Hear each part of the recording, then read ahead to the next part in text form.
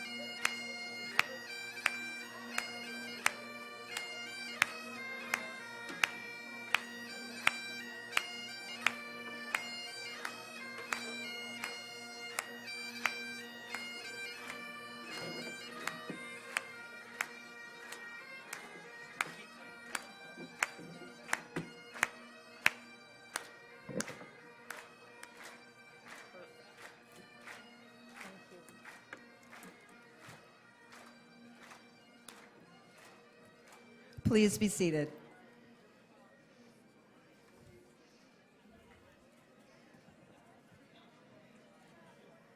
Good evening, ladies and gentlemen. Bonsoir, mesdames et messieurs. Bienvenue. Welcome to the 7th annual induction of the Manitoba Softball Hall of Fame. My name is Kathy Gauthier, and I am very honored and privileged to be your MC tonight. As a young girl growing up, my dad was my hero, still is, and he pitched and he curled. And so I followed in his footsteps. He did actually have one more sport, but my mom convinced me that wrestling probably wasn't the ladylike thing to do. For me, for those of you in the room that aren't a curler, I'll tell you a little bit about myself. I've had the honor of earning the right to represent Manitoba at 7 Canadian championships, 3 times. I've been able to be on great teams that won that and had the honor of wearing the Maple Leaf at a World Championship, twice bringing back medals for Canada. For me, thank you. Thank you. If you pause long enough, people will clap. 2 years ago, I won with Jennifer Jones and earned the right to go to the Olympic trials. But as a single mom with 2 very active kids, I made the decision that I needed to let them have some of the experiences that I had. And so now my passion of the sport is as a teacher and a coach with Shaw Cable, Global, and TSN as a broadcaster. And after years and years of having teammates tell me to shut up, finally people pay me to talk. So this evening, you know, my background does go back quite a ways to softball. At 12 years old, I pitched and I loved every minute of it. And it wasn't until 1992 when I came back from the Worlds in Garmisch that my team had been indoors working for about 4 months, and I felt that I was so far behind. And both of my coaches said, you know, you really have to choose. You have to decide whether you want to follow curling or whether you want to follow softball. So I asked my then husband at the time what he thought, and he said, well, you're not very good at softball, which is one of the many reasons he's now known as the X. But I did love the game. There are some women in the room who, after softball, joined me in slow pitch, and we went to about 5 Canadians together, and it was a great way to stay involved in the game. And so it is that part of me that is so excited to be your MC tonight.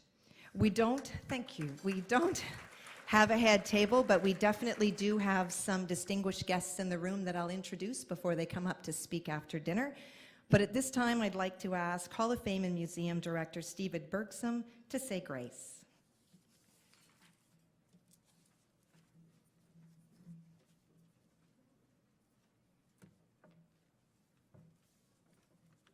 I would ask you to please bow your heads.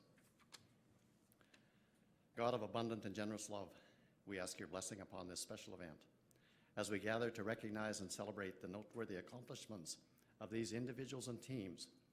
We give you thanks for their achievements and dedication to the sport of softball. Please accept our thanks for a love that never fails, and bless this food before us. In Jesus' name, amen. Thank you, Steve. Enjoy your dinner. Bon appetit.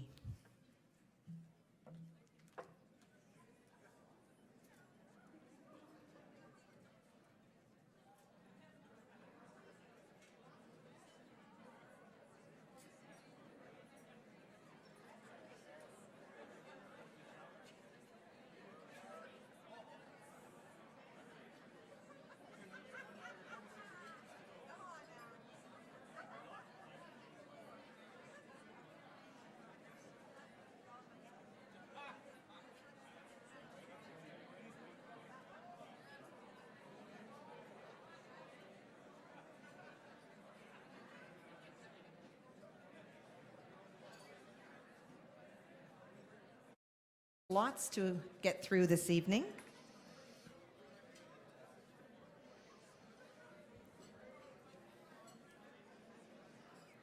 The first to bring greetings tonight is Carrie Irvin Ross, the MLA for Fort Garry, who's representing the Premier and the province this evening. Carrie?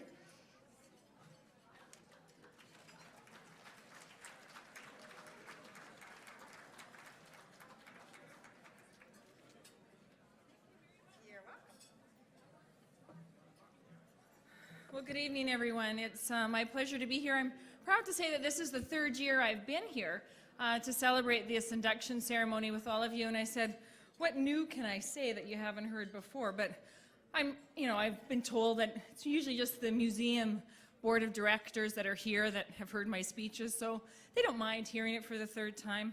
But I want to start off with a story about Mr. Alan Sharp. He is the reason why I'm here. The first year that I came, he hated me. He wanted nothing to do with me. I just sort of happened to be here because the Premier asked me, and I had to sit beside him, a little uncomfortable.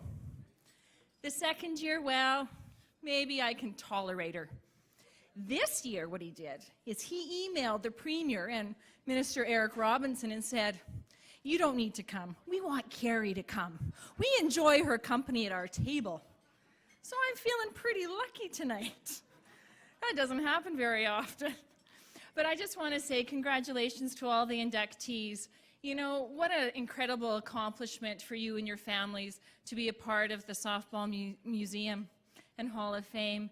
It's an incredible accomplishment that you've done for some many, many years ago, but your dedication to healthy living and to your communities, but also the sportsmanship that you learned. I was in, not in Norway, I was Hollow Water yesterday, and I met a young man who's about 14 years old, and I hope one day that he has the privilege of being inducted into this Hall of Fame.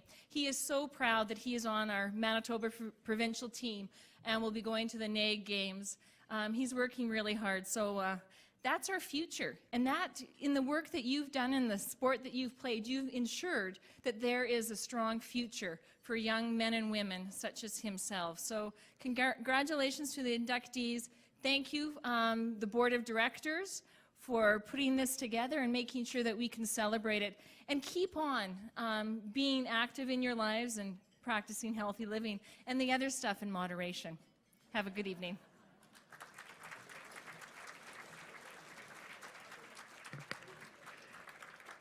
Thank you, Carrie, as she called everybody in from the bar.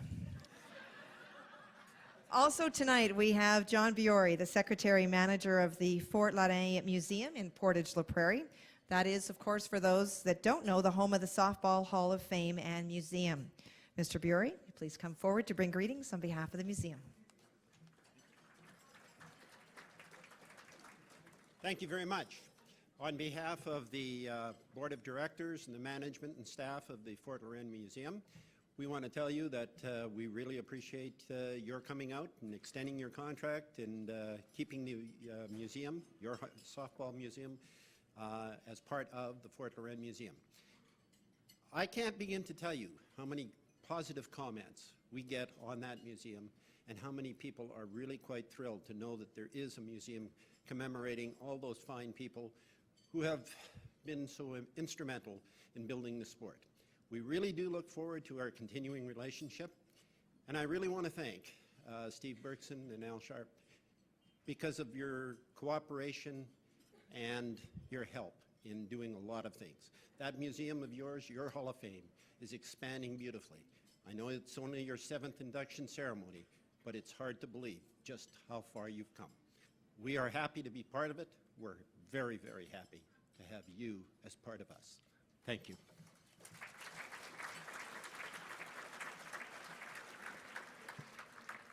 Thank you very much. Next is Bill Finch, the president of the Softball Association for Manitoba. Bill was elected to this position at the association's 2007 general meeting. Softball Manitoba has always supported the Hall of Fame and Museum, and we're delighted to have you here tonight.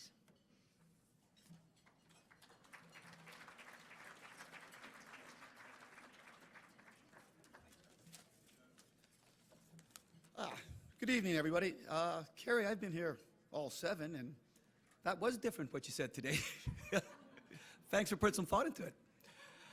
Ladies and gentlemen and honored inductees, welcome. It is my pleasure to offer congratulations on behalf of Manitoba Softball and myself to all the inductees tonight. I'm sure this must be a real proud moment for all involved to have your accomplishments recognized by your peers and your family members and have them recorded in the halls of softball history.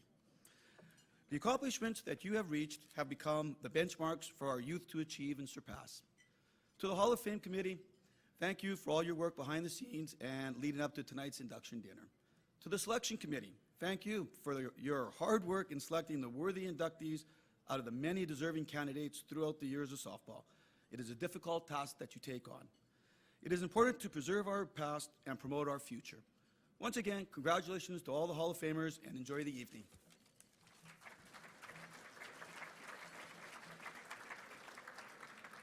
I'd like to now call up Evelyn Holinsky, the Vice President of the Hall of Fame and Museum Board of Directors.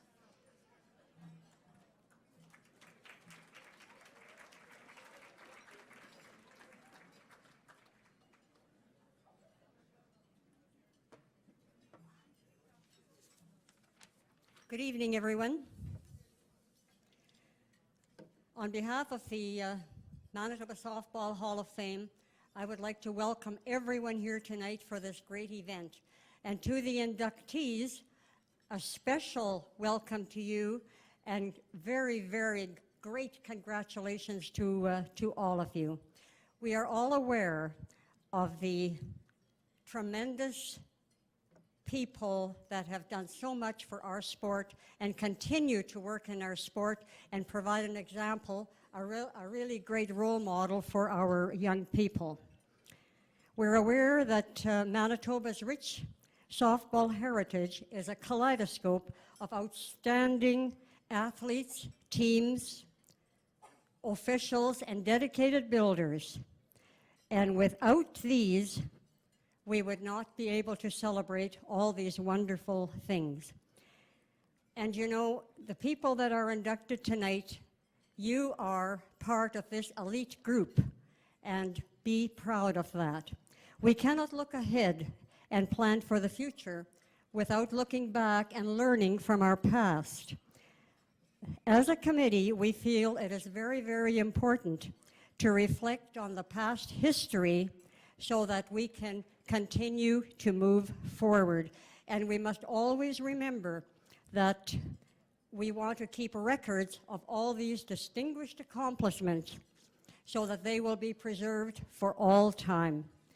And now it is my pleasure on behalf of the Manitoba Softball Hall of Fame to acknowledge the receipt of a donation from the now defunct Winnipeg and District Ladies Softball League, which was formed in 1979 and unfortunately was in operation up until just a few years ago. And with us tonight, also a member of our board, is Kathy Penner. Now, Kathy Penner was the first president of this league, and I think in all the years it was in operation, she worked diligently on that board. So I would now like to call upon Kathy Penner to come forward. Kathy?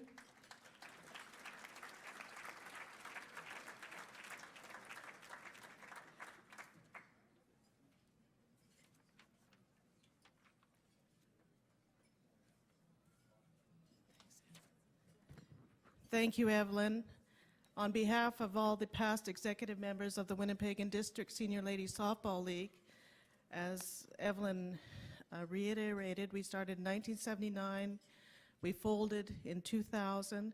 At one time, we had 36 teams, and that's when the Senior A ladies decided to go Senior B, intermediate, Senior B, Senior C, and then intermediate, and all the categories that followed. And now, since our league has folded, I still say it's ours. Since the league has folded, it is our pleasure to present to the Manitoba Hall of Fame and Museum a check for $2,092 for the ongoing activities of the Hall of Fame and Museum.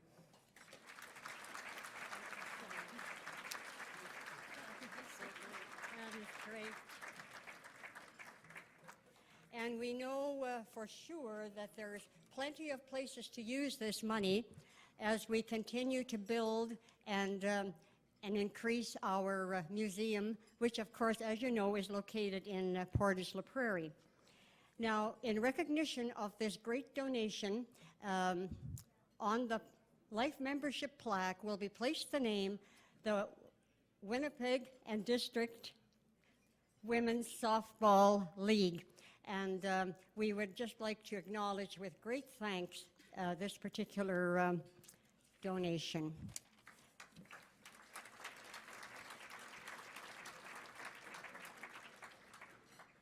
Now, enjoy your evening, and I know that you will have a lot of fun catching up on details over many, many years. So have a great evening and enjoy it all. Thank you. Thank you, Evelyn. This night truly is about the new inductees, but on page 8 of the program, you will find a list of all of those teams and individuals who have previously been inducted, and as a way of recognizing that we don't forget their talents, I'm wondering if everyone in the room who has been previously inducted would stand for a moment.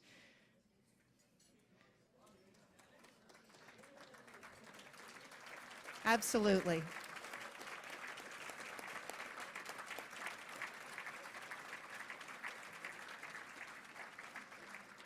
Now, unfortunately, and as what often happens, is that since the last induction dinner, we have lost some of the members of the Hall of Fame, and I wonder if you would join me in a moment of silence to remember these folks.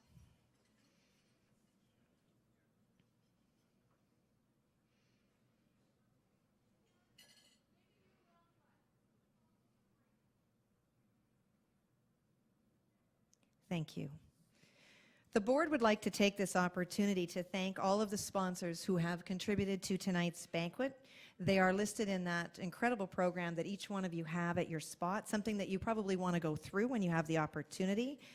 And in there also are the list of those who have supported the Hall of Fame through lifetime and annual memberships and other donations. As well, a big thank you to all others who have assisted the board in hosting this event tonight. It would be very, very difficult without it. The museum, of course, is in Portage, and it opens on May 12th of this year, which is just around the corner, and it's open until September. This year's softball exhibits will feature memorabilia from past and current inductees. It's only a short drive, not to Steinbach, but to Portage. And the museum, of course, is in the Fort Lauderdale Museum, so you'll also have the opportunity to see lots of other things. If you do have uniforms, balls, crests, anything that is good memorabilia, they're always looking for these things. We talked about Al Sharp earlier, and if you get to the museum and you walk in the door, there's a new photo gallery, and that's Al Sharp's work, and the board would like to acknowledge that. As well, tonight, right in front of me, Les Newman is the treasurer, and if you'd like to make a donation, he'd be happy to take your money. And donations of $100 and up get you a lifetime membership, and those that have supported in a big way are also listed in the program. The nomination process is listed in detail in the program, the reviewed annually and selected. Now, once again, we feel that the committee did a great job, but if you're interested in putting a name or a team forward that you feel should be considered, you can either download that from the Softball Manitoba's website, and there's also some forms at the back.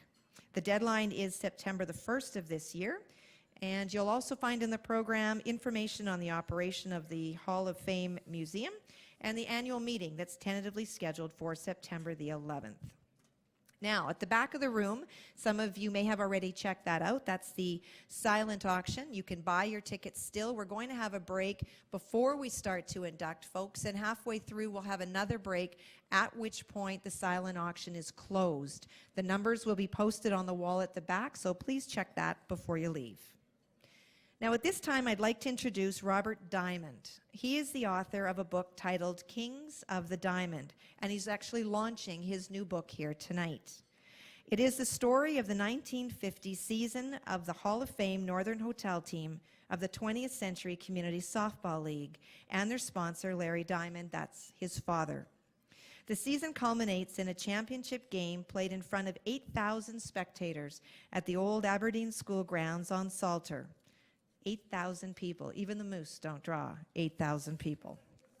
The book is Robert Diamond's homage to Winnipeg's great sporting heritage and the exciting social landscape of the times, including Stanley Zed's Las Vegas-style floating craps games, horse racing at Polo Park Racetrack, and nights on the town in the city's old North End.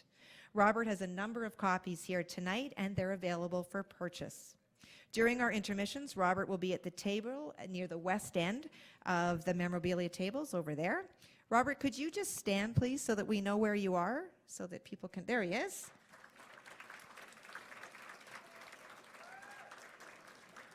Now, before we actually get underway with our induction ceremony, we're going to take about a 10-minute intermission.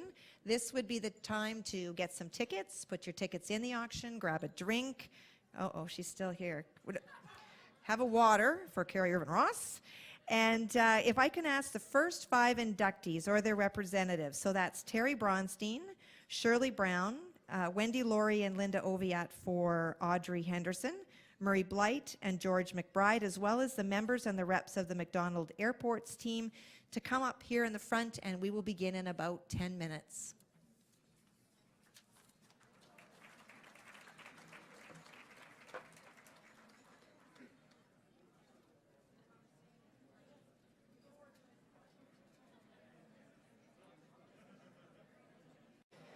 Can I please ask Terry Braunstein, Shirley Brown, Murray Blight, Wendy Laurie, and Linda Oviatt, and George McBride to come forward and grab a chair to my left on the stage, please?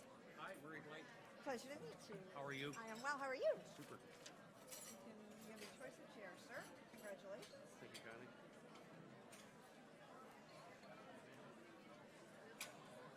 Well, sir, we meet again. Congratulations. We meet again. Got a seat anywhere you like? Anywhere you like. I'll go sit down. Yeah, I always say, never say yes. Never say yes. Got a seat anywhere you like.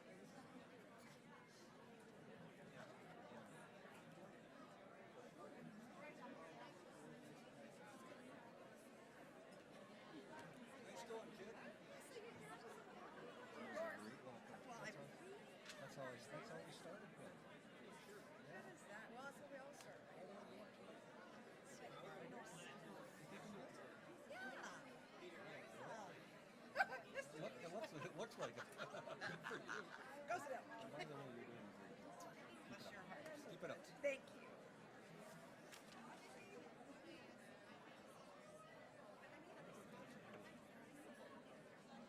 All right, folks, we will begin with the induction ceremony. If you'd like to retake your seats, please.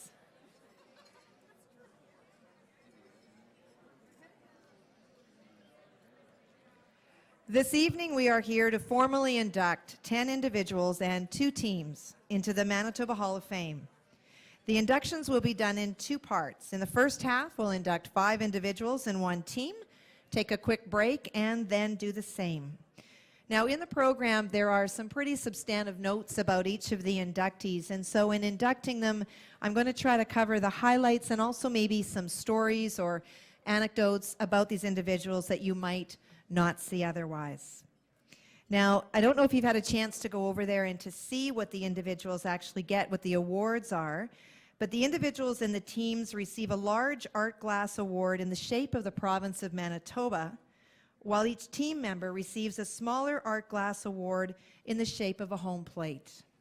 These unique awards were designed specifically for the hall by designer Ruth Brownridge of Portage.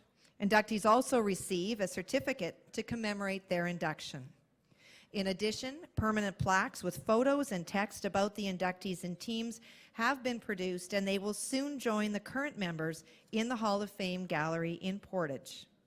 Laminated copies of the plaques can be ordered, and order forms are available at the memorabilia table. There's one set of laminates tonight, but you can certainly order others. They are $25 if picked up here in town and $37 if they're ordered. Kathy, where are you? Right behind me? Ooh. Sure, 1 second.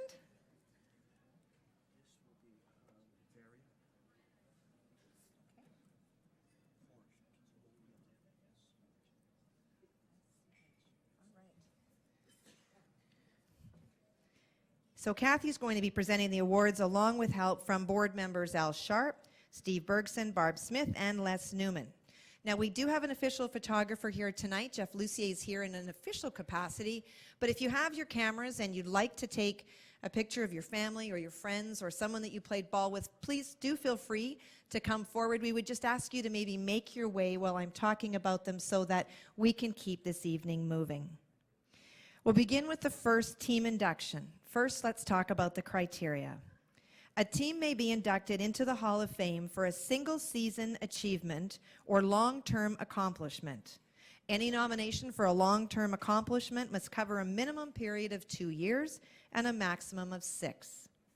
Our first team played in the Winnipeg Senior Diamond Ball League during the 1940s. For any of those in this room that witnessed those games, you'd know the intense rivalries and great competitions within the league. Games were played in front of thousands of cheering fans.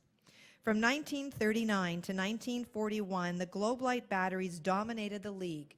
However, in 1942 and 1943, the McDonald Airport senior men's softball team upset the perennial league champions.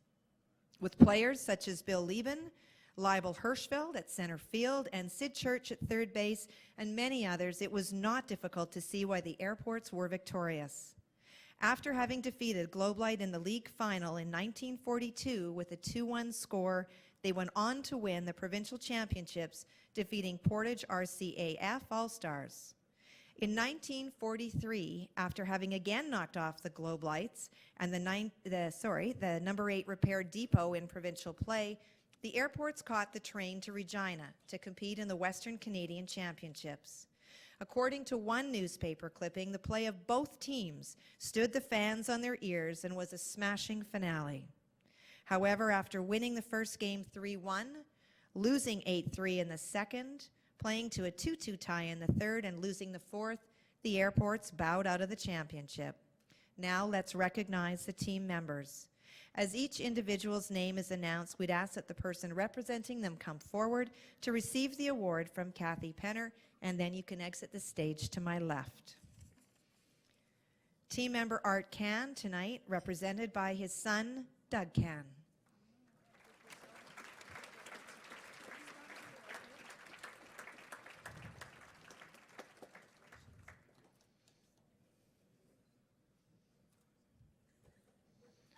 Sid Buddy Church II, represented by his granddaughters, Lindsay and Rihanna Church.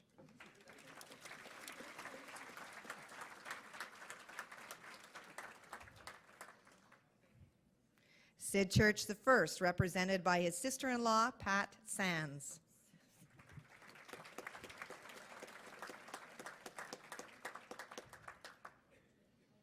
Lawson Dillabo, represented by his son, also Lawson Dillabo. And those would be the Dillabo groupies. Frank Gunter, represented by his daughter, Sharon Gunter.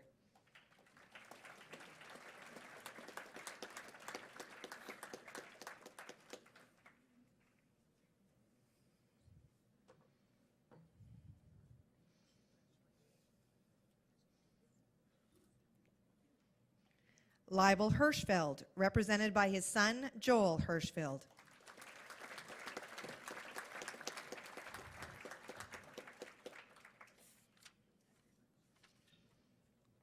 Eddie Klatt, represented by his daughter, Sandra Anderson.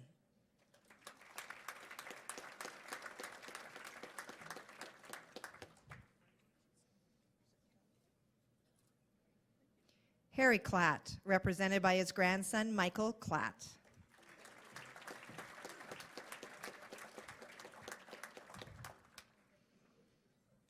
Bill Lieben, represented by his nephew, Bob Kiyanka.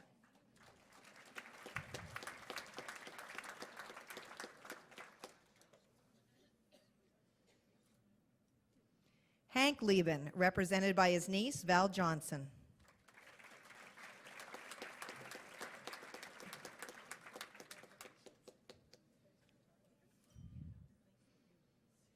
Wally Lichow, represented by his wife, Grace Lichow.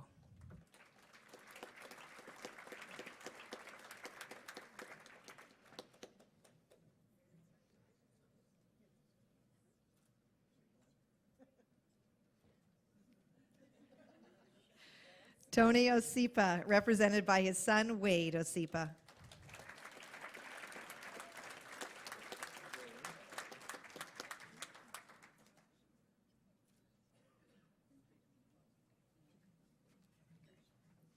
The manager of the time, Fred Parnell, represented by his son, Bud Parnell.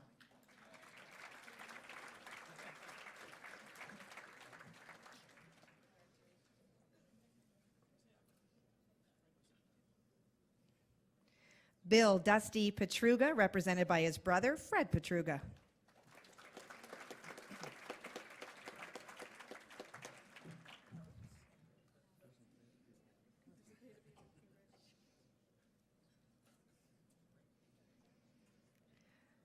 Tom Piper, represented by his daughter, Gail Kelly.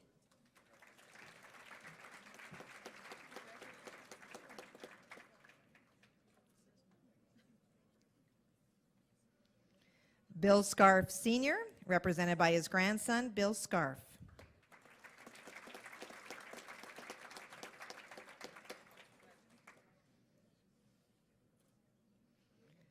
Bill Scarf Jr., represented by his grandson, Tyler Scarf.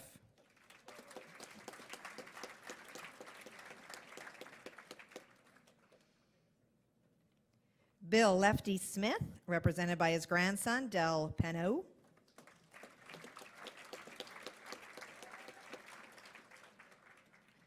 Mike Tachur, represented by his daughter, Heather Zilke.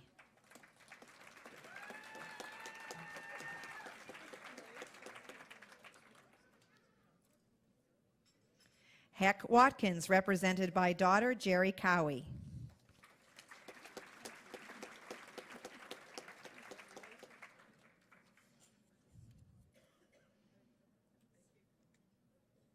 Russ Wookert, represented by son, Grant Wookert.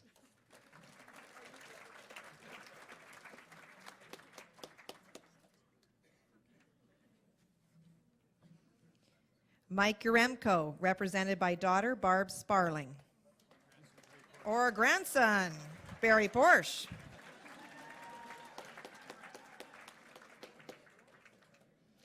Now, other team members of that year that are not in attendance tonight include Jim Foster, Percy Haynes, Harold Johnson, B. Keenan, Bill Lauch, Jackie Mann, Nick Musick, Star Sadler, Bert Scarf, and Ted Semchuk. And I'd now like to call on Bud Parnell, the son of Fred Parnell, to receive the team award and speak on behalf of the 1942-1943 McDonald Airports team.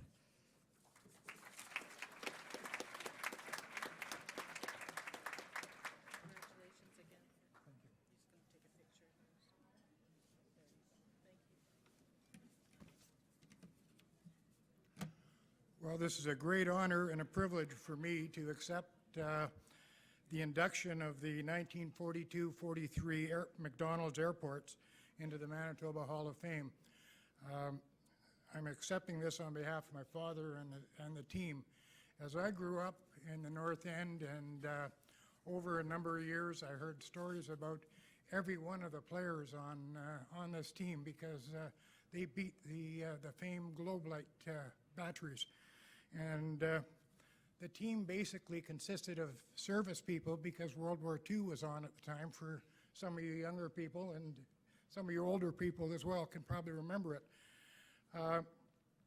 So it consisted basically of servicemen and people who worked for McDonald aircraft. The players and fans in those days didn't have cars, so they either walked to the game or traveled by streetcar. Cost of the game back then was about 25 cents to get in. And I can remember my dad always telling stories about 5,000 people coming out for their games at Wesley Park. And it was exciting times, and he was very proud of all the players and people that were around McDonald's. Back in those days, 25 cents may not sound like much, but the average salary was in around $28, $29 a week. So to be giving up 25 or 50 cents to go to a couple of ball games was a lot of money. My dad told me so many stories about all the great players, and I'm not going to be up here all night, but you know, one that I do remember is Sid Church, who was their third baseman. Guys would try to bunt against him, and he would run down, pick up the ball, and tag the guy out going down first base. He was that quick. So, you know, and I'm sure it wasn't a story. I'm sure it was true. So, and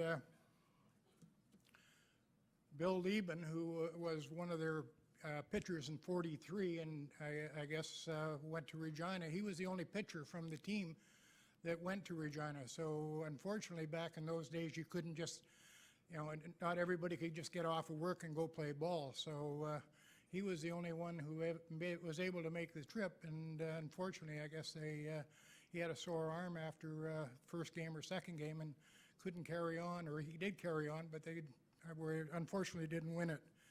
So I'm very, very pleased and honored to accept the award on behalf of McDonald's for all the players, their representatives that were here today. So thank you very much.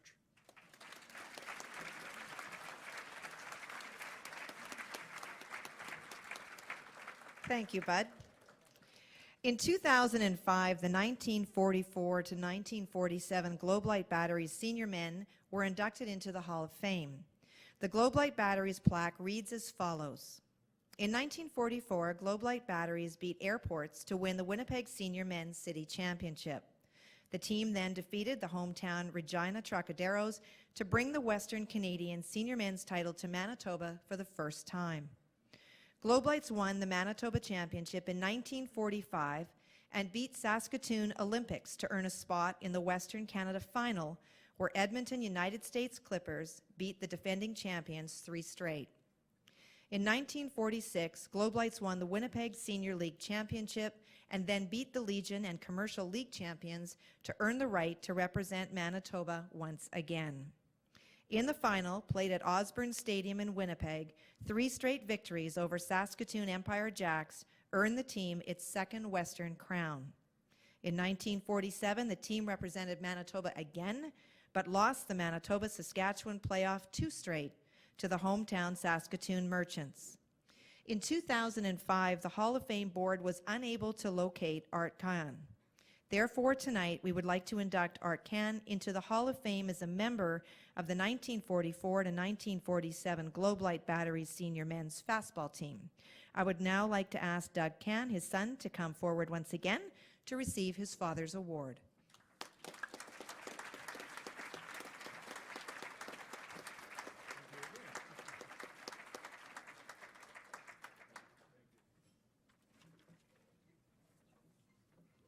Our first player inductee is being inducted posthumously as he passed away in 1982. He began playing in the Diamond Ball League as a teenager. In 1932, he joined the powerful YMHA team as a player coach. In an early newspaper clipping, Lemmy Remus, the Jewish sports writer, penned, "Not only leading the YMHA in hitting, he displayed superb fielding plays and excellent coaching skills." In fact, this individual was chosen as the Diamond Ball League's MVP in 1932, 1933, and 1934. As well, he won the batting title 3 times between 1932 and 1936. Now, apparently his skill as a hitter came as a bit of a surprise to his 2 teenage sons. During a family weekend at Grand Forks, they decided to go to the batting cages. The 2 teenagers, who were playing competitive ball at the time, thought they could show off for their father. After a bit of persuasion, their father, not having played for about 15 years, agreed to step into the batting cage and quickly gave his teenage sons lasting memories of how to properly hit a baseball. I am sure Terry remembers that well. In 2007, our inductee joined the Hall of Fame as a member of the 1932 to 1937 YMHA team. We are in total agreement with umpire Morris Simkoff's assessment of this individual. Rosie, as he was better known, considered our inductee as one of the top hitters of the Diamond Ball League. Tonight, we honor Dr. David Braunstein as we induct him into the Hall of Fame as an athlete. I would now ask Dr. David Braunstein's son, Terry, who is himself a Hall of Famer in curling, to come forward to accept his father's award.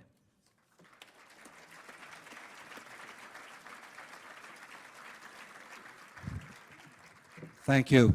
Before I say words on behalf of my father, I think that Kathy Goche is doing a marvelous job. I think this would be a good time to recognize that. Although she's doing such a great job, she just stole my whole story. I was fortunate. My dad's team got inducted last year, and so I spoke on behalf of the team. This year, he's inducted as an individual, and so my brother, Ronnie, who and I are very close, we decided that he would make the speech, and I was supposed to read it verbatim, except that it was exactly the same story that Kathy just told. So I hope you all understand, when my brother finds out that I didn't repeat it verbatim, there was a reason for it. Actually, I want to tell you the way that he wrote it anyway. I'll just tell you very quickly, but he's talked about, and this is the way he stated it, so it's very close to what Kathy said, but I wanted to read his words anyway. When we were in our early 20s, Dad was diagnosed with bowel cancer. We decided to take a family vacation to Detroit Lake, so it's very close to the story, before his scheduled surgery. And Ronnie says, imagine our excitement when we discovered that there was a batting machine in town. Now, that was pretty new invention at that time, and we had never, ever tried one before. Terry and I persuaded our parents to stop so we could try the contraption out. The 2 of us took turns hitting a few grounders, a few pop-ups, and the odd long ball, feeling pretty good about ourselves. Now, he had prefaced this by saying every time, we grew up in Binscarth, Manitoba, a small town in northwestern Manitoba, and spent most of our early years there, where we developed our love for sports. And every time we would come to the city and somebody would introduce us as Braunsteins, they would always ask us if we were related to Doc Braunstein, the ball player. But Dad was a very quiet guy, never really ever told us anything about his baseball team. He might have talked about some of the other players and some of the incidents, but very seldom spoke about himself. So then Ronnie goes on to say, our dad, who hadn't swung a bat in 25 years, we'd never even seen him play, gave us a look of disdain because he didn't think we were that good. He picked up a bat, promptly hit 2 line drives over third, 2 over short, 2 over second, and 2 over the first base line. He then dropped the bat and said, okay, let's get out of here. Ronnie says, Terry and I, and this is true, Ronnie says, Terry and I stood frozen in amazement. We finally understood why he was known as Doc Braunstein, the ball player. That's the way he stated it.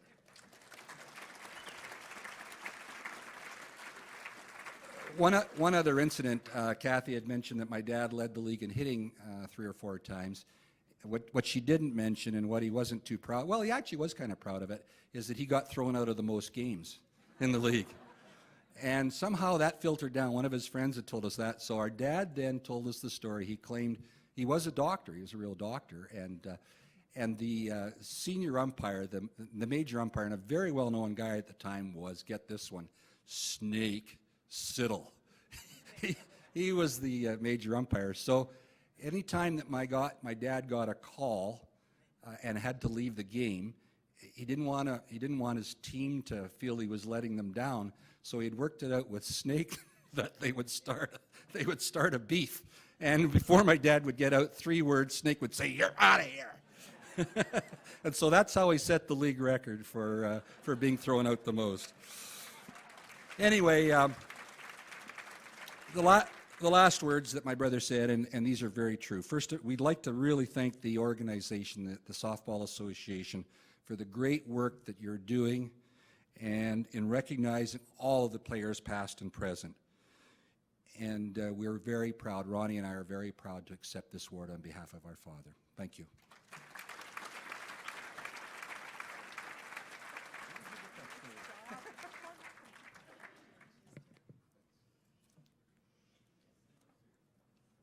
Thank you, Terry. That was great. It also explains your aggressive approach to curling. Like many of us, our next inductee began her softball career in elementary school. Later, while playing intermediate ball, her quickness and being a ball hawk in center field brought her to the attention of the Ramblers seniors. She roamed the outfield for the Ramblers from 1953 to 1958, drawing applause from the fans for her great catches. Normally batting leadoff, she loved to use her speed to lay down bunts and steal bases, 2 of her most favorite skills. During 1955, she began her role as a Navy reservist at HMSC Chippewa, a commitment that lasted 30 years. It did cause her to miss precious playing time during the softball season, as she had to go out of province each year for training. I'm sure other teams in the league were probably more than happy when these training sessions began. In 1959 to 1964, she joined the West Kildonan Tigerettes and finished her career with the CUAC Blues in 1967.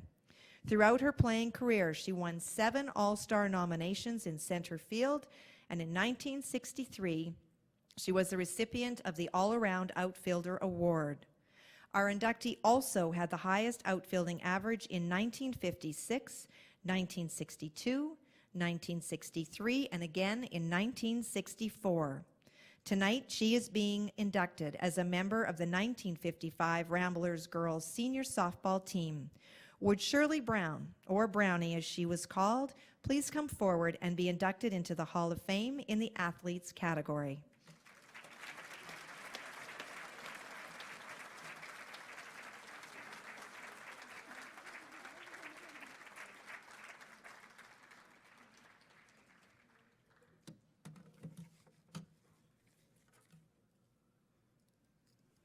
Yes, it's come to that. Glasses. And during my career, after the demise of the Ramblers, my motto is join the COAC. If you can't beat them, join them. To the president, directors, and many volunteers of the Manitoba Softball Hall of Fame, fellow nominees in all categories, friends, and family. When I received the phone call to follow up and a follow-up letter last November indicating my induction into the player category of the Manitoba Softball Hall of Fame of 2008, it took my breath away. It was requested that I maintain a confidentiality of the induction until the media conference in January of 2008. That was very difficult.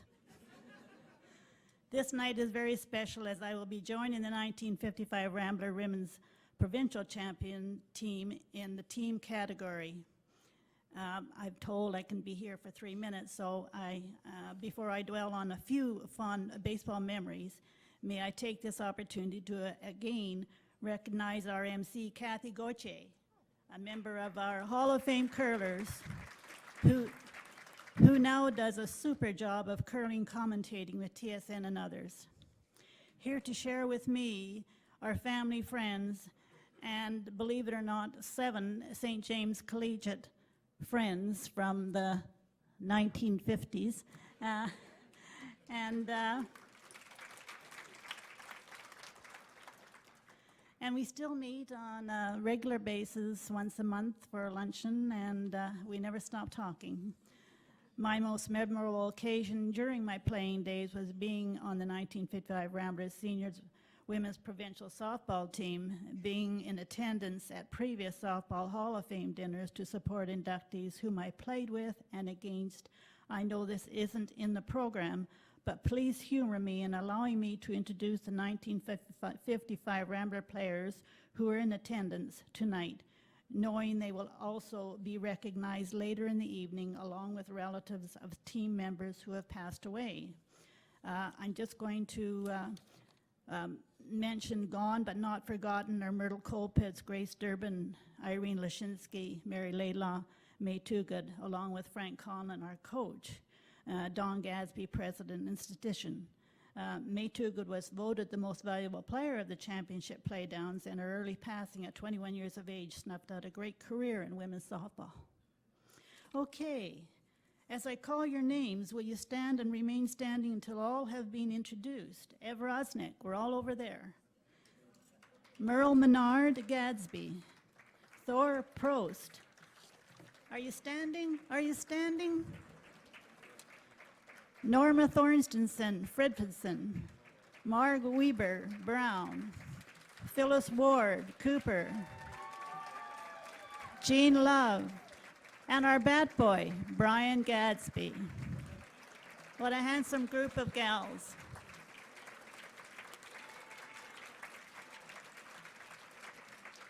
Due to illness, Lori Curda, player, and Fred Pimmer, manager, are not in attendance. Okay, baseball fond memories. Cheapest game in town. All you had to do is own a glove and pedal your bike. While playing with Kresge's in the commercial league during my teen days, my summer job was working at Weston Bakeries. I pedaled from St. James to over to Weston Bakeries on Elgin, and then finishing work, I went down to the old St. Paul United High School grounds and finished playing baseball and pedaled home.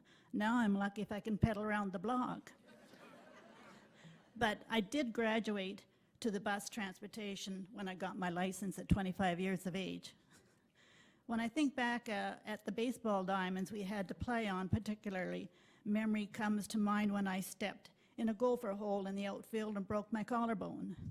I drool over the wonderful John Bloomberg complex that is available now for softball and has come a long way.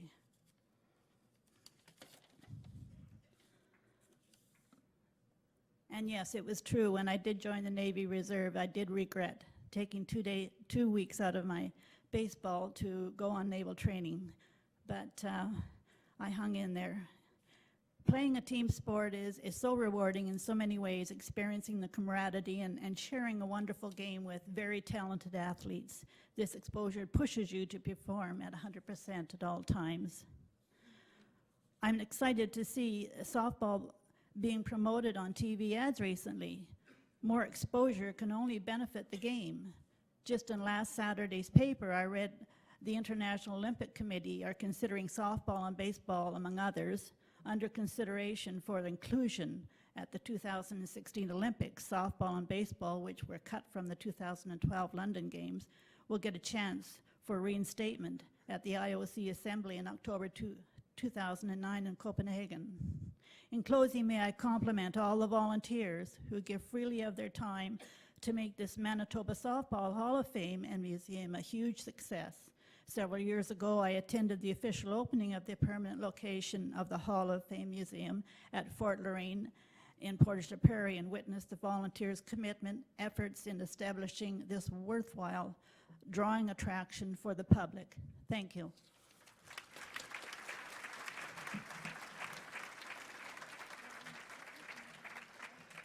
Thank you very much. And I think that that is a great illustration of why I love women's sports so much. It's been years, and the support, and always, you know, once you have a memory and you have an experience with people, you stay together, although there are those that would argue that they may have so much dirt on you that you can't afford to let them go.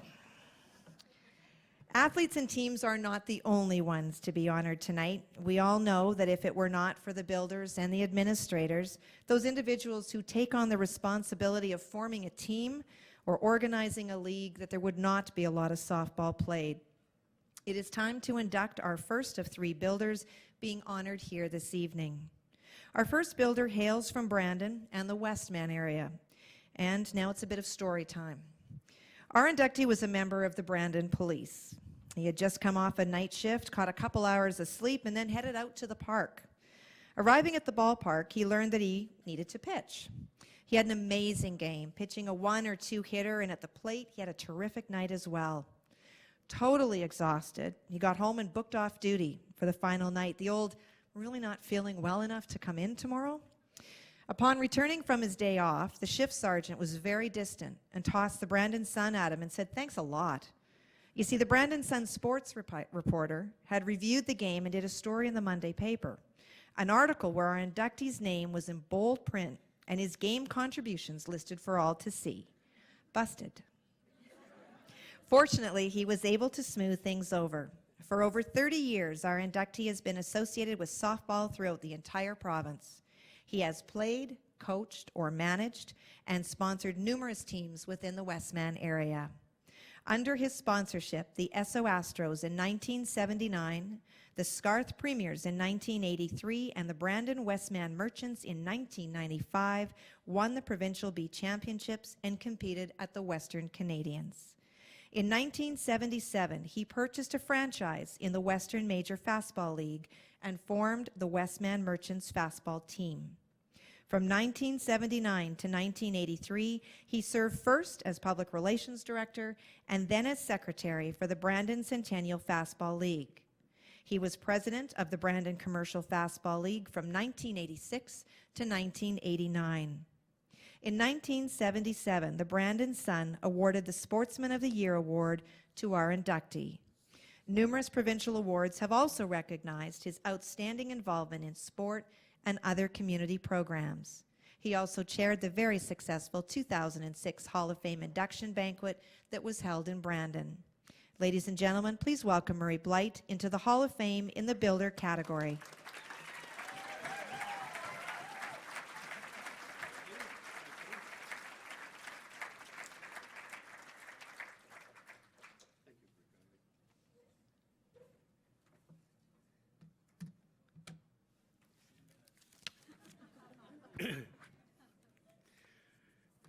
Kathy, miraculous job. There's never enough accolades to people in the community for their efforts, and I'm humble, very appreciative. and believe it or not, even after 30-some years, you stand up here and you get emotional, and that's me. Anyway, I'll get my composure. I'm supposed to be. Honored individual, team inductees, present and past, Manitoba Hall of Fame executive, board members, family, friends, and gentlemen, ladies and gentlemen. It is indeed an honor to be nominated, selected into the Manitoba Softball Hall of Fame and Museum Builder category. I want to first and foremost convey thank yous this evening.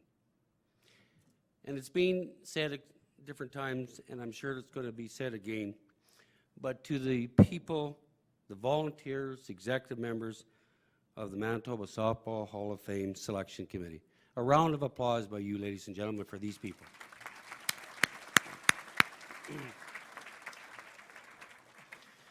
I'd personally like to thank Don Robbins and Ron Young, guests here tonight, with their lovely ladies, for submitting my nomination for consideration by the Manitoba Softball Hall of Fame. Thank you, Don. Thank you, Ron.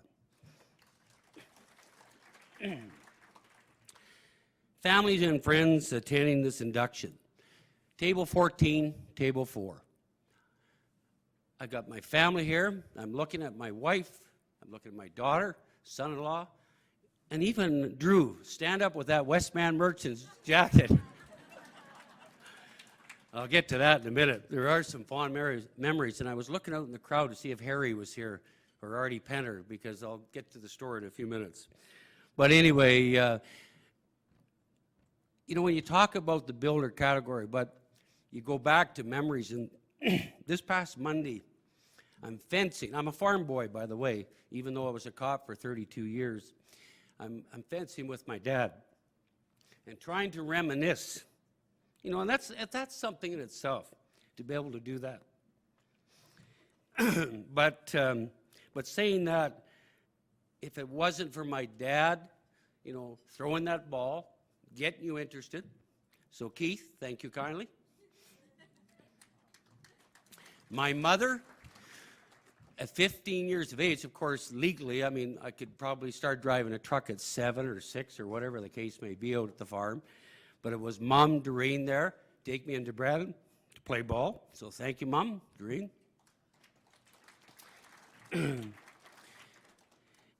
And of course, you know, Lorna putting up with, you know, I got to go to the ballpark, I got to participate, whatever it may be. But, you know, you could just go back on and on in memories. But in the past week, you know, I've been privileged to be interviewed by the Brandon media about the induction and reminisce of softball days. And I simply state, and here's the political world coming out of me, during my 30-plus years as a player and or as a field capacity as an owner, manager, coach, and volunteer for associations, leagues, and teams, we're treated the same. The word team, and I'm sure Henry sitting there knows what that meant to me and has always meant to me. Together, everyone accomplishes more, was the name of the game. So in closing, personally want to invite you all, and yes, I'm not dead, I haven't quit, is that on behalf of Brandon personnel, that we have a fine committee just in the implementation gathering right now. I welcome you to the City of Brandon, Westman area for the 2008 Western Canadian Senior B Championship being held in the City of Brandon, the Wheat City. Very proud of, once again, during August 7th and 10th at Brandon Simplot Millennium Field. Some of the people here sitting tonight are participating in. And last but not least, again for Brandon, the city, fine Wheat City it is, the 2009 Manitoba Hall of Fame Museum Banquet and Awards Evening, which is taking place May 2nd, 2009 at the Keystone Center, Can-Am Inns. So once again, have a great evening, and thank you very kindly.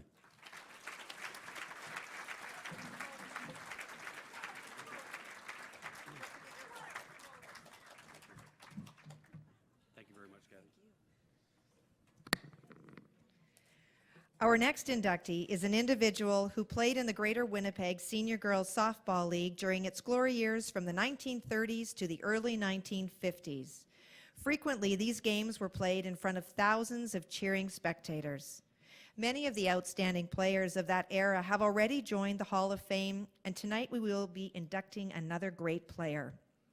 Our next inductee joined the St. Vital Tigerettes in 1941, and she played with them for 11 years. As did many other ball players, she took time off during the war and served with the women's division of the Royal Canadian Navy. For 2 years, the Tigerettes were without her services and looked forward to the day when she would return. The outfield was her domain, specifically left. Her amazing defensive skills were well noted in the local papers of that time.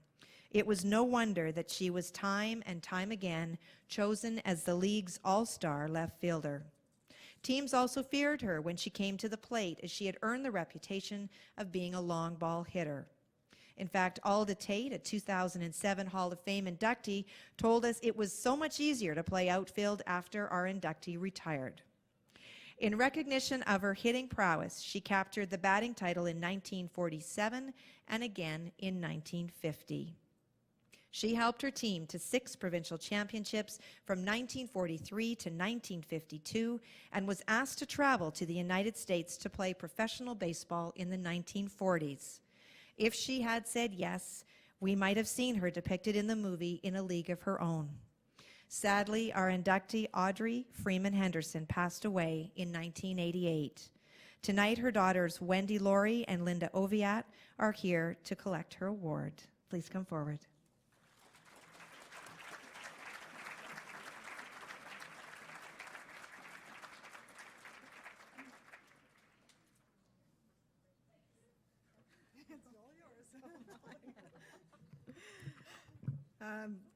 We'd like to thank everybody for giving this award to our mother. Softball was a big part of our mother's life. She played for many years throughout the 40s and 50s and talked about it often. Even after she quit playing herself, her love of sports never dwindled. She spent many more years involved with her children's playing and helping them and watching them in their numerous sports, softball being one of them. Unfortunately, she isn't alive today to receive this award, but we know that it would have meant so much to her to be honored this way. And on behalf of her and us, thank you.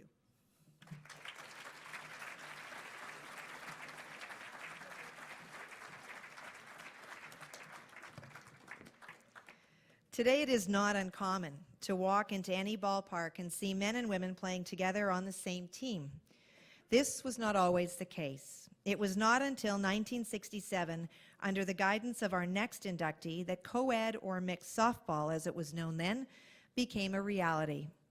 Thanks to him, the Winnipeg Adult Mixed Fastball League came into existence. He served as its president for the next 23 years, and during that time even managed to coach the Rudnicki Bees for 12 years. However, this is not his only accomplishment. Through his initiative, a program called Time Out was seen on VPW Channel 11 for 20 years.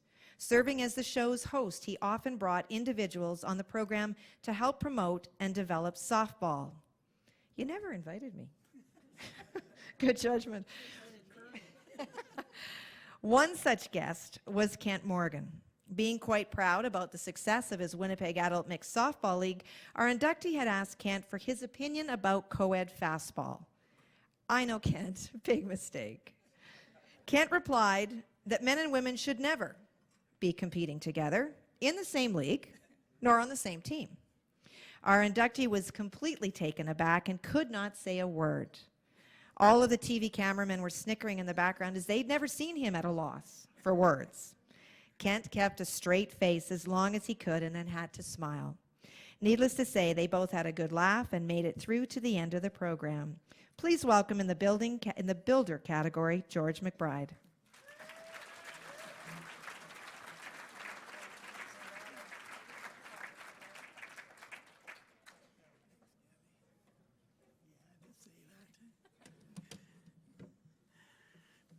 She had to say that. Good evening, everyone. I am very pleased to be honored tonight with my induction into the Manitoba Softball Hall of Fame in the Builder category. When I first got involved as the president of the Winnipeg Adult Mixed Fastball League in 1967, it never occurred to me that I would be receiving this honor and recognition that is taking place this evening. From 1958 to 1967, the City of Winnipeg Parks and Recreation Department ran the Winnipeg Co-ed Softball League at various community centers. But in 1967, the Recreational Department decided to focus more on youth programs, and with that decision, passed on the responsibility to others to run the Adult League. With that decision, the Adult League had to organize itself and was proud to be able to step forward and offer my services to coordinate the new Adult League with two of my neighbors, Dennis Ellis Sr. and Mac McNabb, both deceased. Together with their help and assistance, I assumed the presidency of the league and encouraged teams to join us and form the new mixed league at that time. Little did I realize that my involvement would last over 23 years. During my tenure as president, I was pleased to be able to initiate a television program about the league on video and cable, which lasted 3 years. Video also televised some games live, along with myself, Pat Alcock, and Connie Sunquist, who were co-hosts of the live broadcast, and a number of media, including Les Razak, did the play-by-play for the televised games. Although I am being honored tonight, I could not have done this by myself. I have to pay tribute to the many supportive people who, as members of the executive of the league, also gave countless volunteer hours of their time to ensure the league survived and providing thousands of adults in Winnipeg the opportunity to partake and enjoy fastball. In the 1980s, our league was the second largest participation league in the city with 46 teams. With 21 players on each roster, the Men's Industrial League was the only league larger. If you do your math and you count 21 players times 46, you'll see that that's an awful lot of ball players that were playing in our league. I would be remiss if I did not recognize Pat Alcock, my daughter Jackie McNabb, Rosalie McQuaid, Rory Fisher, Fred McMillan, and Kim and the late Gary Military. They provided me with tremendous support over those years, as well as all the other executive members over the years as well. I would also like to thank the many players and coaches who supported the executive and the league with their involvement and participation during those 23 years. From my perspective, the true legacy of this league came with when it was dissolved in 1992.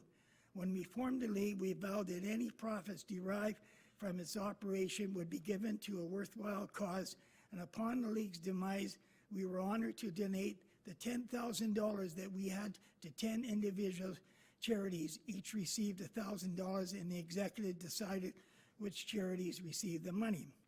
Because of our 10 donations, the league is recognized by the St. Boniface Research Foundation on their donor wall, and the Children's Hospital Burn Fund purchased a wheelchair which had a plaque recognizing our contribution. It was our way of giving back to the community.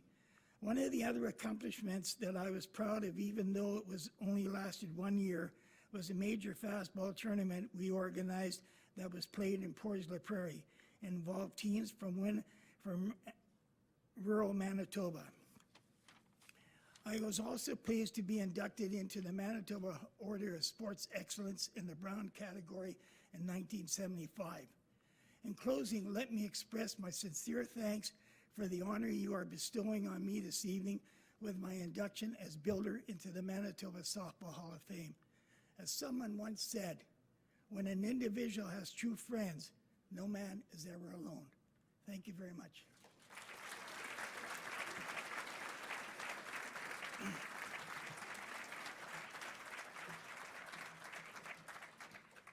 That brings an end to the first half of the program. We'll take a short intermission before we induct the second group. So would either the individuals or the representatives of Dr. Jack Rusen, Peter Dick, Sharon Martin, Wanda Perozic, Ron Toews, and the members of the Rambler Girls Senior Softball Team please assemble to my right.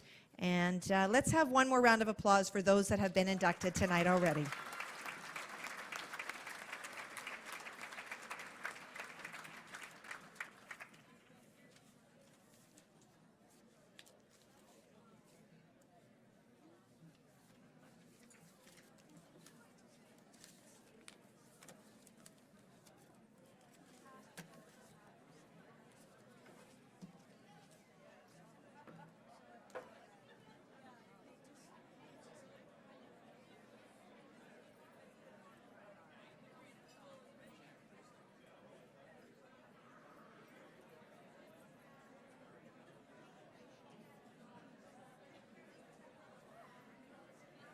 And any of the Ramblers not already to my right, to please join us. Don't you dare press mute. I'll know.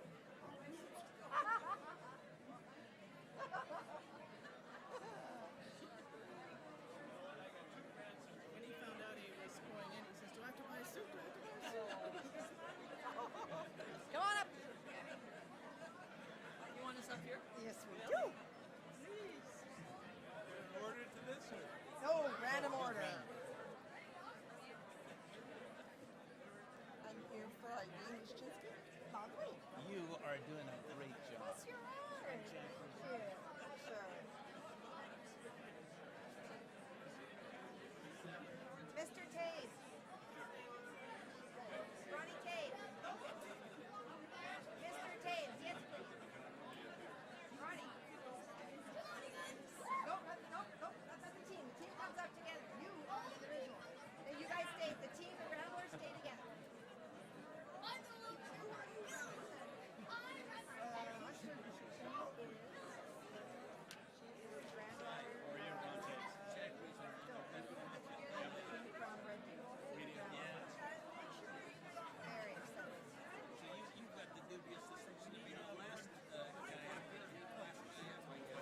Lauren Colpitz, if you could join us to the front, please, sir. Shirley went looking for, there comes Lauren. There's Lauren right there. And there's Shirley.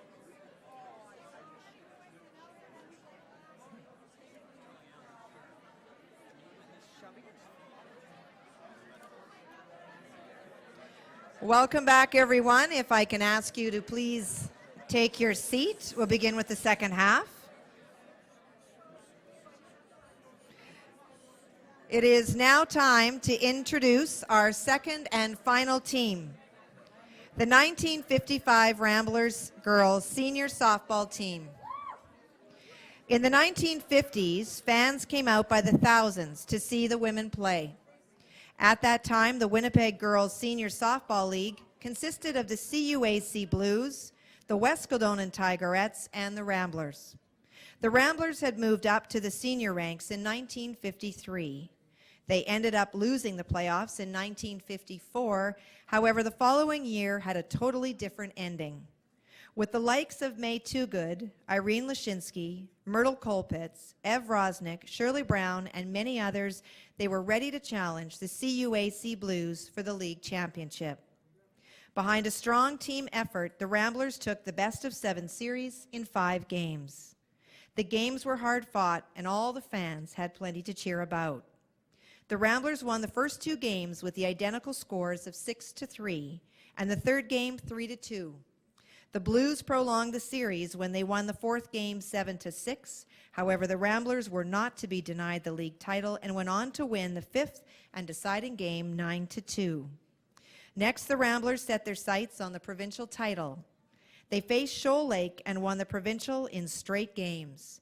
The Green and White were on their way to the Western Championship being held in Winnipeg at Wesley Park.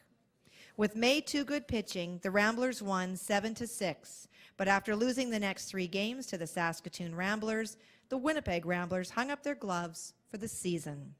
Tonight, the Hall of Fame is recognizing the Ramblers team for its accomplishments in 1955. Now let's meet that great team. Shirley Brownie Brown.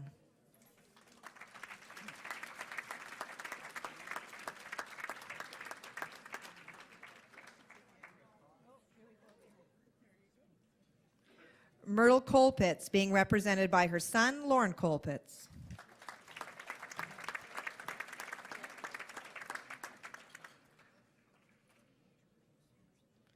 Norma Thorstensen Frindfinsen.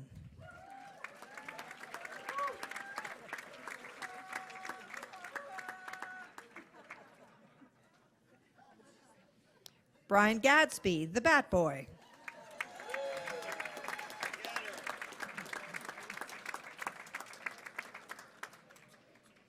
Don Gadsby, the equipment manager, represented by his wife, Thelma Gadsby.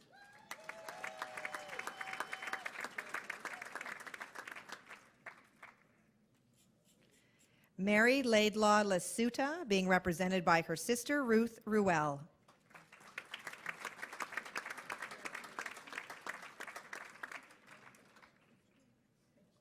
Irene Lesczczynski, being represented by her sister, Wanda Perozic.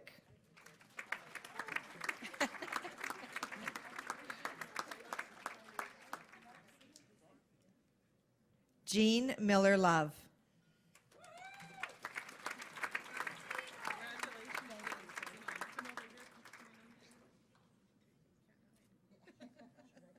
Merle Gadsby Menard.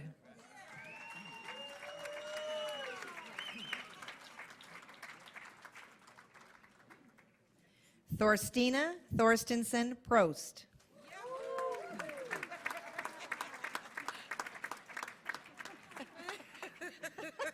Hello.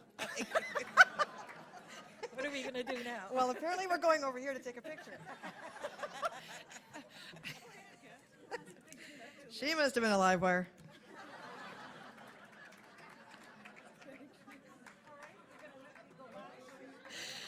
Evelyn Rosnick.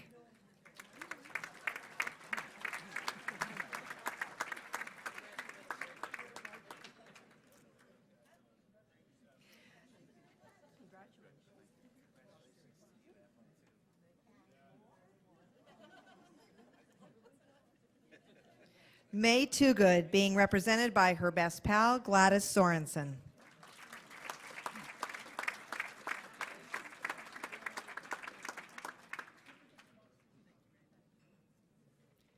Phyllis Cooper Ward.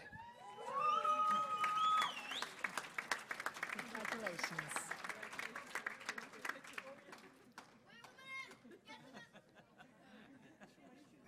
Grandma, you have to come back. She came all the way from Red Deer to see this.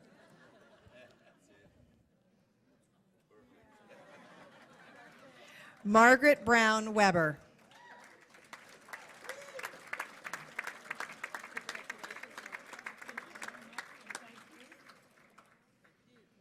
Not with us this evening included Frank Conlon, the manager of the team, Grace Durbin, Fred Pym, who was the coach, and Lorraine Curda. I would now like to invite Merle Menard, the Ramblers catcher, to receive the team award and speak on behalf of the 1955 Ramblers team.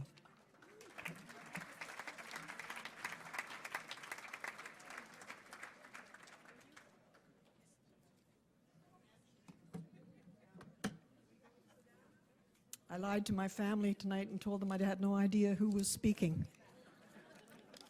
It's me. It's my great privilege to speak to you this evening on behalf of the Ramblers of 1955. We were a team of 2 coaches, 1 manager, a bat boy, a scorekeeper, and 14 or 15 players, 53 years ago. And there are 8 of us here tonight, which is a pretty good record.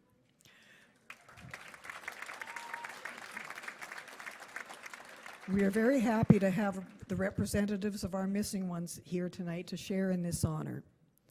We were a team years in the making, with players coming and going, as is true of every team, but 1955 was our year. In those days, our games were covered by both the Winnipeg Free Press and the Winnipeg Tribune. You'll see there's duplicate coverage in the scrapbooks over there. In 1955, we played in Wesley Park at Ellis and Balmoral to 700 to 1,000 fans, 2 nights a week. And rather than list our marvelous accomplishments, I invite you to check out the displays. We saw a lot of each other in those years. As well as playing twice a week, there were practices. And as if that wasn't enough, on some weekends, we hit the tournament trail. I know that for whichever team we played during our careers, all of the small towns in the Winnipeg area which held weekend tournaments were visited by the teams in existence in those years. I don't think I'm looking at the past with rose-colored glasses, but I cannot remember bad feelings, anger, or animosity towards another player. We were friends as well as teammates. In the 1950s, you needed a license to buy booze of any kind.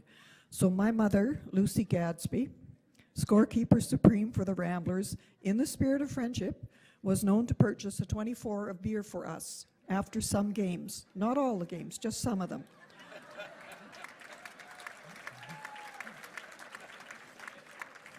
And without any hints from us that she do so. She allowed us to retire to her home to dispense of same, and that was the good life in the 50s. There are more than a few of us here who can still hear Rosie, the ump we love to hate, call out, "Batter up, play ball." We are all a bit older now, well, 53 years older. All of us are retired, and some of us are retreads. But in our mind of minds and our heart of hearts, we can still catch, throw, and hit that ball and run like rabbits. However, I trust I speak for all we Ramblers present and not present. We are proud of what we did and proud of who we were, the 1955 Ramblers, and we thank you very much for this honor.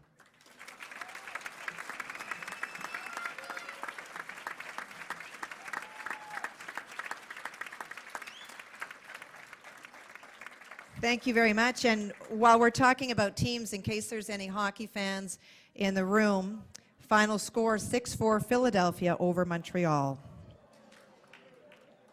Who's clapping? The Hall of Fame is pleased to be inducting another member of the powerful YMHA senior men's team tonight. For those of you who were not here in 2007, the 1932 to 1937 YMHA senior men's team was inducted into the Hall of Fame at that time. Much of the team's success during that period was due to the performance of our next inductee. It was at the start of this amazing 6-year run that a young 16-year-old pitcher joined the YMHA. While studying dentistry at the University of Minnesota, he played softball for the university team. But when spring would roll around, he would return and step back on the rubber with YMHA. A story has been shared with us about his time in Minnesota. One of his professors, being a softball enthusiast, asked our inductee to pitch at him for batting practice. Needless to say, our inductee struck the professor out with 3 very slow balls. There went his good mark. His pitching prowess is well documented in the many newspaper clippings and articles found in the library archives. It was said that his pitching baffled batters time and time again. His team won the league championship in 1932, and in 1933 they captured both the league and provincial titles.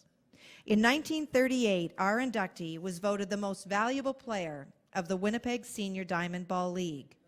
The 1940 and 1941 seasons were spent with Cinema City, but that soon ended as he enlisted and served 4 years as an Army dentist. On returning to civilian life, he continued to play and coach until 1952 when he retired. In 2004, Dr. Charles Rusen passed away, but tonight we're joined by his sons, Dr. Jack Rusen and Dr. David Rusen, who will accept their father's award.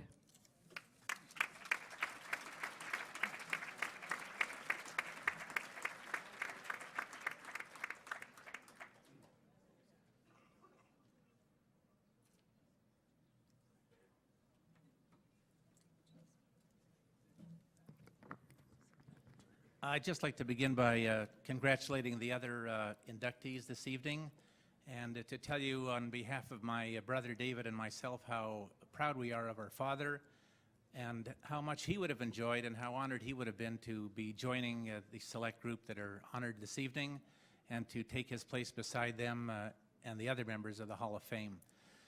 Our dad made many friends during his years playing softball, and I can't remember the time when I never knew the names like Pico Daptil, Tony Osipa, Mike and Bill Rosnick, Harry Braverman, and many, many others. And I wanted to tell you about 2 stories that came to mind when I was thinking about what I might reminisce about this evening. The first was when my father, who had already been an accomplished pitcher, was pitching, and his mother had never seen him pitch. One of my uncles took her to the game, and it happened that my dad had one of his worst outings ever. They yanked him after 1 or 2 innings, and my grandmother turned to her son and said, "Why are they taking Charlie out? He's done so well. He's hit their sticks almost every time."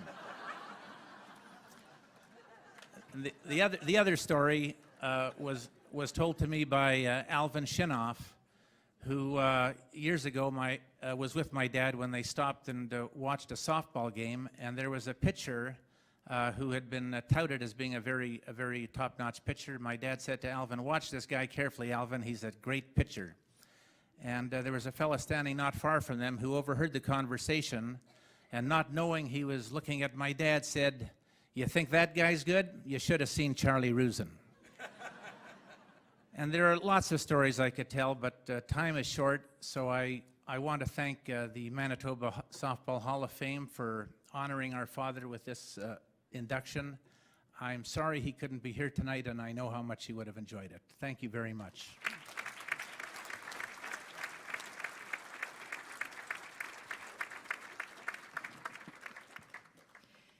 Our next inductee has just been inducted tonight into the Hall of Fame as a member of the 1955 Rambler girls senior softball team. She now joins the Hall of Fame as an athlete. She was born in Winnipeg and was an excellent athlete throughout her high school years. In 1951 and 1952, she played softball with IPAC, an intermediate team. In 1953, the Ramblers added her to the roster. Her teammates chose her as captain, and she held that title until she left the Ramblers in 1958. Having our next inductee at shortstop provided the Ramblers with strength up the middle. It was said that her throwing arm proved a deadly menace to opposing base runners. She had unbelievable range at short and made one fielding gem after another. Newspaper clippings of that era said that our next inductee also carried the heavy bat for the Ramblers. She batted in the cleanup position and was known for her doubles and triples. At one point in her career, she had a batting average of .662. No steroids, no cork bat, just pure brilliance. In 1953, 1954, 1955, and again in 1958, she was selected as first All-Star team shortstop. Her softball achievements have earned her induction into the Hall of Fame. Irene Lesczczynski passed away in 1999. Her sister, Wanda Perozic, is here this evening to accept her sister's award.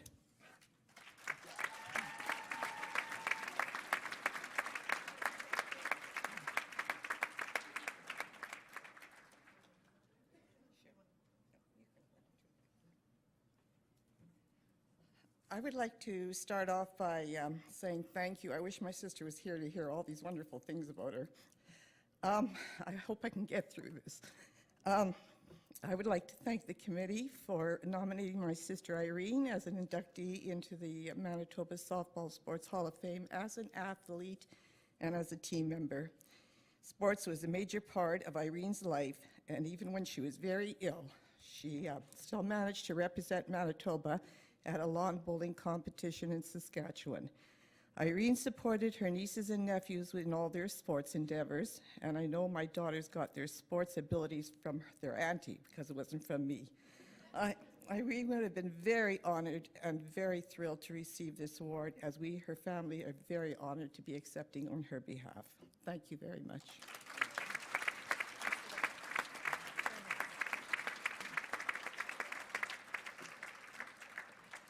Southern Manitoba has produced some outstanding softball players, and our next inductee is no exception. In his fast pitch days, third base was his position. He had a great defensive skill and a strong throwing arm. In 1970, he joined the Winnipeg Black Knights. It didn't take long before he became known as a feared power hitter. However, he did have to take a few lumps along the way.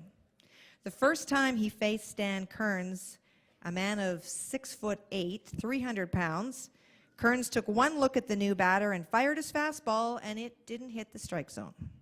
Let's just say that when our next inductee returned to the bench, he had seam marks prominently displayed on his body. Ouch. After winning the provincial senior A men's fast pitch championships in 1970, 1971, and 1972, the Black Knights competed at the Nationals. In 1973, he joined the Winnipeg Colonels, playing in the newly formed Western Major Fastball League. The Colonels had a very strong team and won the first ever Western Major Fastball League title that year. In fact, as a member of the 1973 Winnipeg Colonels fast pitch team, he was inducted into the Softball Hall of Fame in 2007. In 1981, you might say our next inductee switched his stripes as he gravitated to the elite slow pitch game. In the early 1980s, he joined the Winnipeg Beavers. For the next 7 years, they were the Winnipeg men's A-Division slow pitch champions. In 1988, he was part of the Winnipeg Golden Nuggets when they won the slow pitch gold at the Western Canadian Masters Championships. It was the first gold for Manitoba in a regional or national slow pitch championship. His performance on the fast pitch and slow pitch diamond has earned Ron Toews his induction into the Manitoba Softball Hall of Fame. Before Ron comes forward, I'd also like to share with you that Ron has played in 20 provincial curling championships during that time and won a provincial seniors title in 1999. His team, skipped by Ron Westcott, who I know is here tonight, is also a ball player. They finished third at the Canadian Championships, and Ron was voted All-Star Lead. His athletic accomplishments really are remarkable, and it seems that, like fine wine, he gets better with age. Ron, please come forward to accept your award.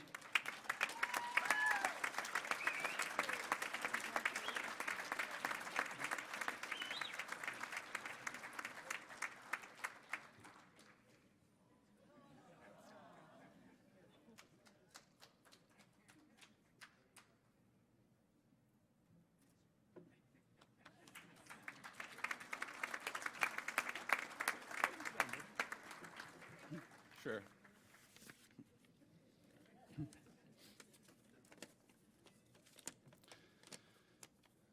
Well, it's a long time coming. Never expected this. Ladies and gentlemen, members of the Softball Hall of Fame Committee, fellow inductees, this is kind of an extraordinary honor. This is kind of a proud moment in my life. To be here today, to join all the fellow inductees and the previous inductees that are here today. It's just a great experience. To be considered for the induction is a noteworthy thought. So when you get the call from Al Sharp,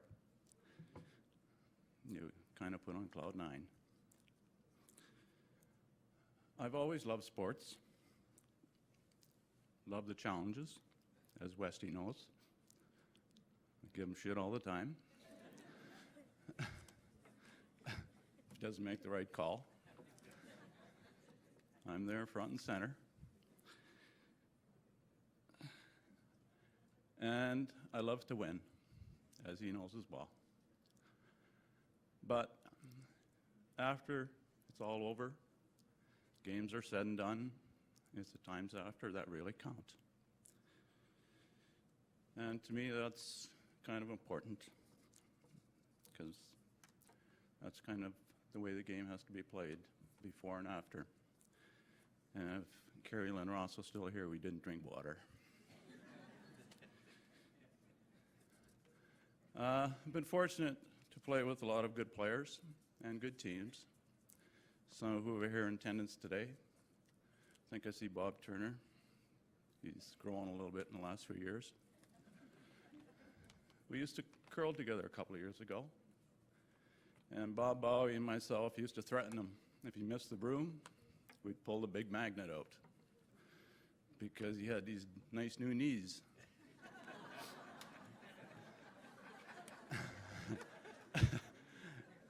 So he didn't play with us very long. I don't know why, whether he missed the broom or whether he didn't like us anymore, I don't know. But it was a great experience. Bobby, thanks for coming. And I know Bob Clausen's here.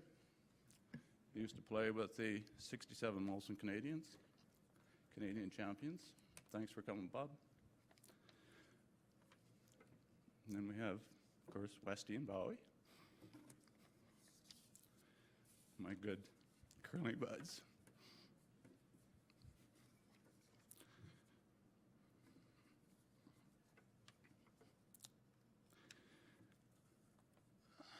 Been fortunate to play with a lot of good teams.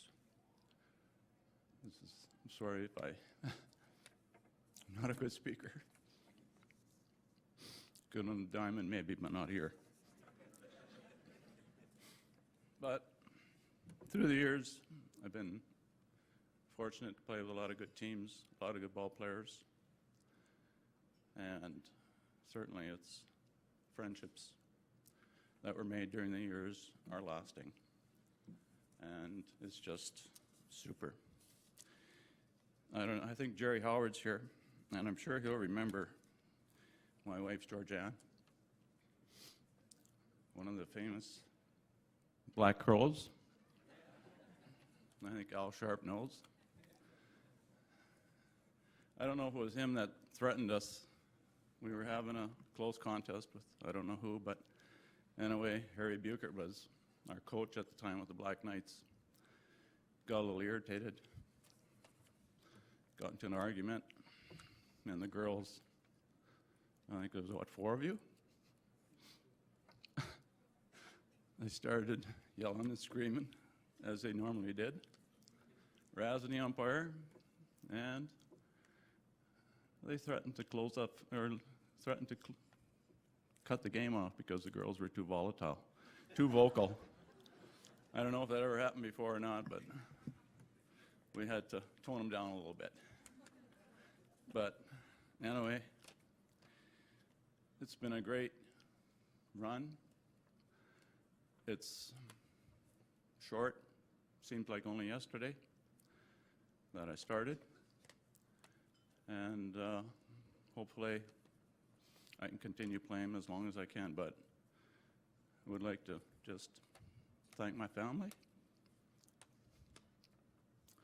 for all the years that they followed me around from ballpark to ballpark.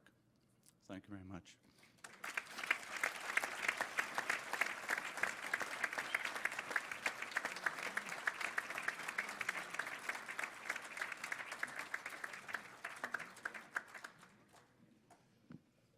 Thank you, Ron. Very heartfelt, and that really was what this night is about. Now let me set the scene. An international game between New Zealand and Japan is about to get underway. Coaches have met with the home plate umpire, our inductee, and it's his first international match. Now, normally one team takes the field and the other one gets ready to bat. Well, not in this game. The entire New Zealand team runs onto the field and faces the Japanese bench. All at once, the New Zealand team begins stomping their feet and slapping their thighs and chests, followed by a cheer. The team then ran back to the dugout and the game began. You can imagine the look on our inductee's face as he's trying to figure out how a brawl is breaking out in his first match. Apparently, he did not need to worry, as the New Zealand team was simply performing the haka dance, a Maori war dance, and it's something that the team did before the first game of every tournament. Such is the life of an umpire. While attending the Mennonite Collegiate in Gretna, our inductee became friends with a number of folks, and it was through them that he started his softball career. After moving to Steinbach to take up his teaching position, he helped form the Steinbach A&W Steelers. He played and coached the Steelers until he retired in 1979. One of his highlights occurred when his Steelers competed at the Senior A Men's National Championship under his leadership. That year, Softball Manitoba also awarded him the Fast Pitch Coaching Award. If you didn't see him on the diamond playing or coaching, you could find our inductee umpiring. From the early 1980s to 2002, he served as a member of the Officials Development Committee, developing and evaluating new officials. He umpired his first national championship in 1984 and was the plate umpire in the championship game, an honor for any umpire. In 1989, he became the second only umpire in Manitoba to obtain his Level 5 status, followed by his international Level 5 the following year. His umpiring skills have taken him all across Canada and beyond. Currently, he is still serving as a member of the Manitoba Softball's Board of Governors. Would you please welcome our next inductee, an individual who thought about leaving school after grade 9, an individual who ended up teaching for 34 years, an individual who has officiated for over 50 years, and an individual who tonight is being inducted into the Hall of Fame as a builder. Peter Dick, would you please come forward to receive your award?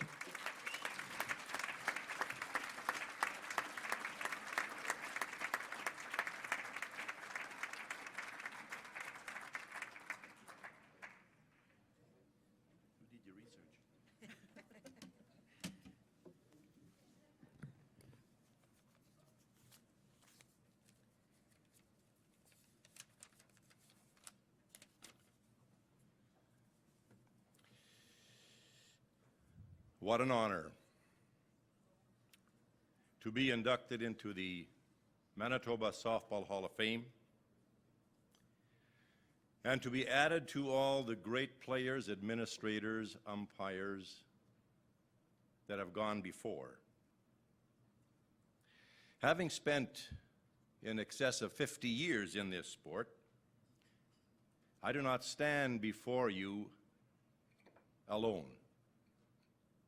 There have been many who have taught me, who have encouraged me, who have been my mentors, have given me opportunities to experience many facets of this sport. At the young age of 15, my older brother John asked me to join his men's team. I'd caught for him many times in practice, and so I joined his men's team at 15. Years later, when I moved to Steinbach and I wanted to play softball, I'd played in Winkler and Plum Coulee. There was no softball to be played in Steinbach. And I knew some of the fellows from the Black Knights before Ron had played with them. And they gave me a chance to play there for a number of years. In the 30-plus years I spent in the Hanover Fastball League, there were two people that I can remember that I learned an awful lot from. One of them was a man by the name of Les Magnuson, who is also in the Hall of Fame. When he joined us, he taught me things about leadership and organization. It was Les who started the Steinbach and District Umpires Association, which is the longest-running umpire association in the province of Manitoba. And the other person was the long-standing, the late Mr. Vern Penner, who was the president of the league, who taught me dedication and diplomacy. When I stopped coaching, I said there must be other things that I can do in this sport. And I took up umpiring, although I'd umpired all my life. And thanks to people like Jerry Howard and Keith King, not only did they teach me the mechanics and the rules of the game, they also gave me an opportunity to practice my skills in the Western Major Fastball League to prepare me for the nationals that I went to. Then, looking back over the years, there were two administrators at the MSA office, Barb Smith and then later Don Klim. These two people were always in my corner. There were forms for nationals, there were materials for umping schools, booking national championship accommodations and flights and so on. Their service was always professional and done with an air of gratitude. None of the inductees that are here today or out there would be here if it had not been for someone doing the spade work, looking up the history and putting in an application. I'm indebted to Darrell Gunther, Joyce Schrader, and Brian Reimer, who put my application in. And last but not least, I am thankful to the selection committee of the Hall of Fame for accepting me as an inductee. And one story from our foray into the championships in 1977, the Nationals. I have coached at the Nationals and I have umpired at the Nationals, but I've never played in the Senior Men's Nationals. In the final game of the Nationals in '77, my shortstop came to me and said, "Pete, you go play shortstop." The shortstop is a fellow that many of you know from a different sport, a fellow by the name of Vic Peters in curling. And I turned to Vic and I said, "Since when are you the coach?" Well, he said, "Listen, you're listed as a player as well as a coach. You'll never get another chance to play." I said, "Of course I will." "When?" "Next year. We'll come back next year." "What if we don't?" "Vic, we will." He said, "Just in case we don't, put on your cleats." So I ended up playing shortstop in the Nationals because Vic Peters said, "Go and play." Thanks again to the Hall for induction.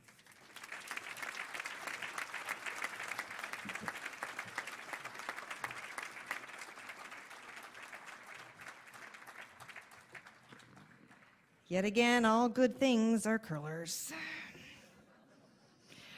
Our final inductee's involvement in softball covers all aspects of the game: player, coach, and administrator. She was born in Carman, Manitoba, and raised on a farm just outside of Roland. It was here that her love for the game of softball had its roots. She began organized ball at the age of 13, playing for the Roland Ladies softball team. She continued to play ball around her hometown through her school years, and then graduating from university, she played with the Glenwood Senior Ladies team, winning the 1972 Senior B Provincial Championships. For the next 18 years, she was actively involved as a player, coach, administrator, and clinician throughout southern Manitoba. Under her guidance, her teams won numerous provincial championships, competed at the Western Canadians in 1984, 1986, and 1989, and at the Junior Nationals in 1990. In the early 80s, she decided to go into coaching full-time, but in 1992, she was persuaded to dig her glove out of mothballs and join the Classics Masters team, a team that won the silver medal at the Masters Western Canadian Championship. From 1991 to today, as a member of the Smitty's coaching staff, she has been an integral part of a very successful Smitty's organization, amassing 5 Western Canadian and 3 consecutive national championship titles. True to her nature as a team player, she has often said, "I firmly believe that our success is due to the abilities, personalities, and commitment of the women who have played with us over the years. With the likes of Juanita Clayton, Karen Dole, Rhonda Denbo, Sandy Newsham, and too many others to list, how could we as coaches go wrong? A few years ago, while she was coaching a Morden Collegiate Junior Varsity basketball game against a much stronger team, a sports writer for the Pembina Times wrote an inspiring article about this particular game and our inductees' coaching style. A true reminder of the importance of teaching lessons about winning, losing, teamwork, sportsmanship, and life. She stated, "Winning isn't everything. It's nice, but so is losing graciously, never quitting, staying positive, and not turning on friends and teammates. She has embraced the true principles of coaching." Roy Helinski, longtime Smitty's coach, echoed this philosophy, for in the 17 years that they have worked together, she has displayed all of these attributes in full measure. From a player's perspective, former softball Olympian Juanita Clayton states that our inductee was pretty passionate about coaching ball. And like any elite coach, she constantly had ideas and wisdom to share with an eager athlete who was passionate about playing the game. She helped nurture my dreams and instilled in me that I could achieve them. She believed in me with such vigor that I could start to believe in myself. As an administrator, she knew no equal. From 1975 to 1986, she served as president of several leagues in southern Manitoba. In 1985, she began her career with Softball Manitoba, and in 1989 became vice president, leading to president in 1990, serving in this position until 1994.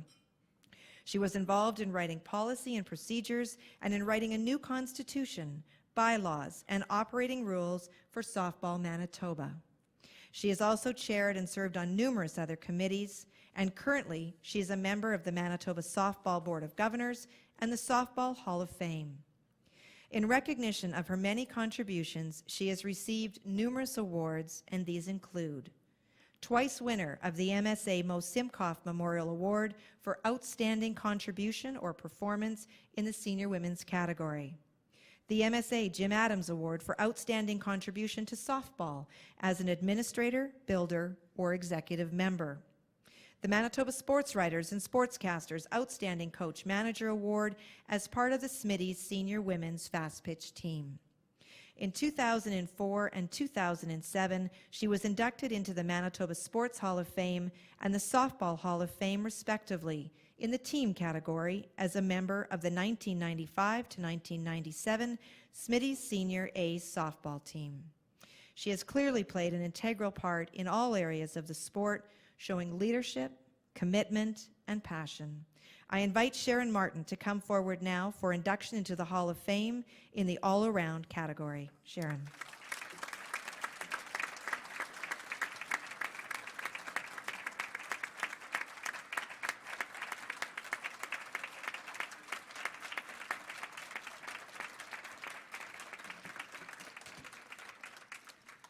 When I was sitting at my table, Roy happened to see my notes sitting on the table, and he said to me, he says, "I see you made yours nice and big so that you can read them easily."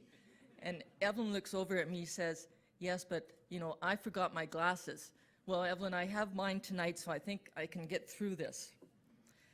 Kathy, thank you very much for helping us out this evening. Honored guests, fellow inductees, ladies and gentlemen. Over the past few years, I've attended many induction banquets, but never did I anticipate being here as an inductee. I would like to thank the selection committee for this amazing honor. Having my mom and dad, my sister, and my niece here, and my friends. Murray, I think I'm like you. Makes it even more memorable for me. You know, I've been involved in sport for as long as I can remember. My sister and I grew up on a farm, and when we got mad at each other, whatever, she would go pound on the piano, and I'd go find my ball glove and my rubber ball and head out to the garage. I'm not quite sure if our garage door still exists. I certainly put a good beating to it, I know that. But I would spend hours outside working on my fielding and grounding by throwing the ball at the garage door. Then I started playing competitive ball, coaching once I started my teaching career, and organizing sport at the same time.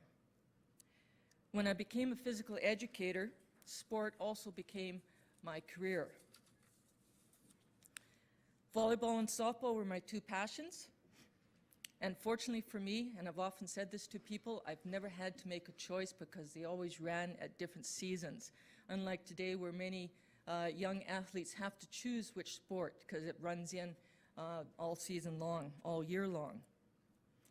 Through my participation in sport, especially softball, I have seen this great country from coast to coast. I have coached many tremendous players, some of them that are here today. I have made many wonderful friends, and hopefully, in some small measure, I have been able to provide others with similar experiences and opportunities. Last Saturday, I had the opportunity to hear Juanita Clayton, who we've already known is an Olympian athlete, and Karen Dell, who joined Juanita on the Olympian team. They spoke with regards to their involvement in sport. And they both credited their softball families for much of their success. And Juanita, you and Karen were very right.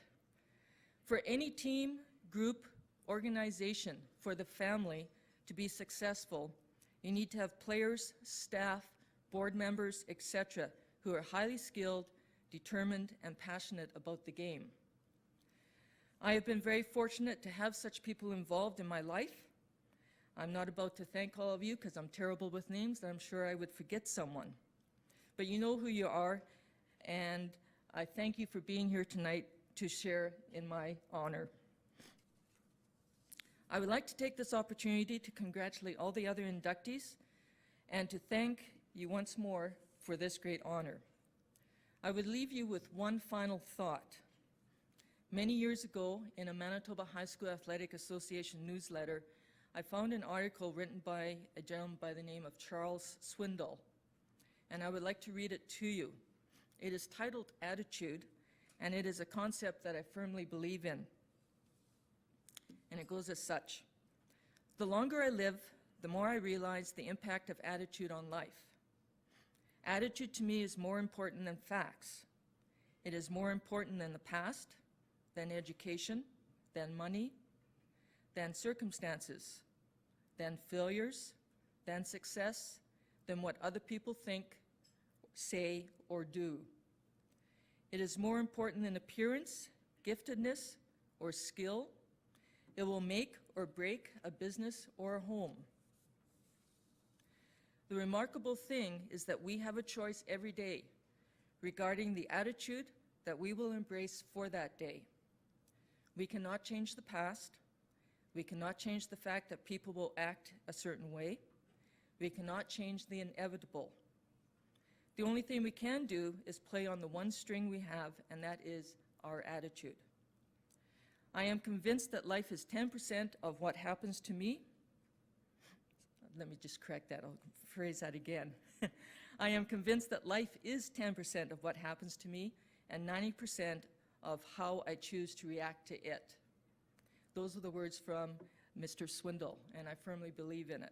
Once more, thank you very much for this honor, and I hope you all had a very nice evening.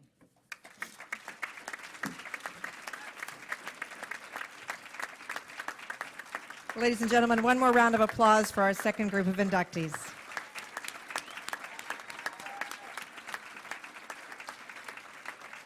And that brings our evening to an official close. Please feel free to stay around and to visit. There are the silent auction numbers up. I would just like to take this opportunity once again to thank you very much for letting me be a part of your evening. Please drive home safe.